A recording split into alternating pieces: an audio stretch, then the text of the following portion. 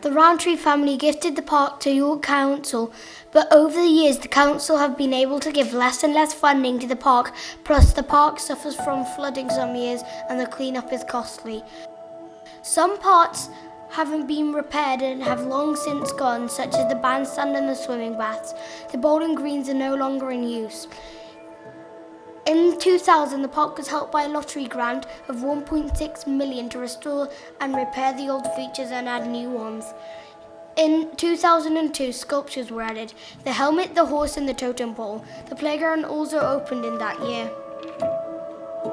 In 2003, the pergola was added and 2 gardens near the bowling greens and the statue of Mercury was added again. The basketball courts were built and the skate park.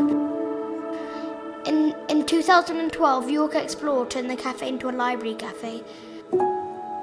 When the park first opened, there were 12 gardeners, but in 2015 there was only 1 gardener. The park keeper, Dave Brown, who lived above the cafe with his family.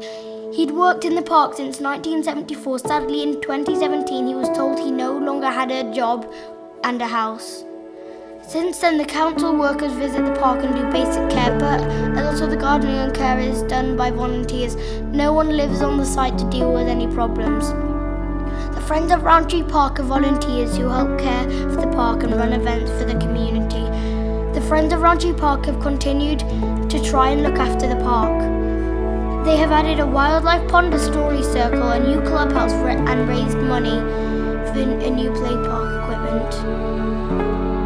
Friends of Rowntree Park also run events for local people, such as the park's party in summer, Scarecrow Festival, craft events and lots of events for children. A new skate park was added in 2018 after a local person donated money for this. However, the park needs a lot of work and there aren't enough volunteers to help. With no park keeper around, vandalism has increased. The summer of 2018, the wildlife pond was destroyed and the woodland story circle. Volunteers have kindly repaired these.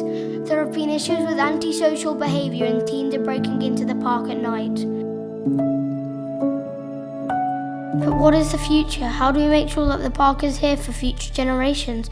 What can we do to get more people involved in helping maintain the park we all love? How should the park change in the future? Is having a park accessible to all still important?